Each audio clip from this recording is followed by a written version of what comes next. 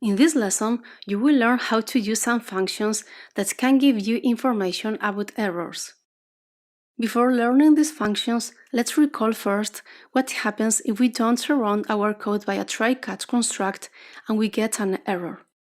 In the output, we get the complete error with the error number, severity, state, line, and message. However, if we surround the same code by a try-catch construct, it seems that we lost the original error information, getting just what we code in the catch block. The information we lost can be useful sometimes. Luckily, we can still retrieve it using some functions in our catch blocks. Let's see these functions. The error number function returns the number of the error. Error severity returns the severity of the error. Remember that you can only catch those errors with a severity between 11 and 19. The error state function returns the state of the error. Error line returns the number of the line where the error occurred. Error procedure provides the name of the stored procedure or trigger where the error happened. It returns null if the error didn't happen within a stored procedure or a trigger. Finally, the error message function returns the text of the error message. Let's see some examples. In this example, we added to the catch block the functions we just explained. We added them using the select statement. If we execute this code, we get the following output.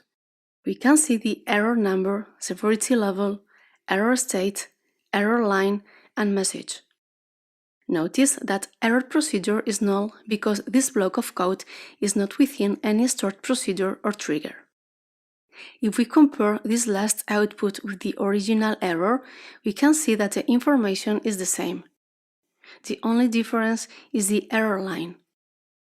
That's because in the example we just did, we added try syntax to the first line, so the insert statement is now on the second line. Let's see what happens when we try to use these functions outside a catch block. If we execute this code, all these functions will return null values. You can also use these functions in nested try-catch constructs. In this example, the catch block has another try-catch construct to handle errors encountered by the catch code. Let's imagine that there is an error when trying to insert the product. The control passes to the catch block and the insert error statement is executed. Then, another error occurs. Let's suppose that it happens because the text error exceeds the limit of characters.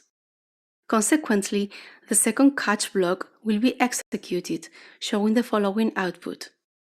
This error information is about the last error that occurred, not about the first one.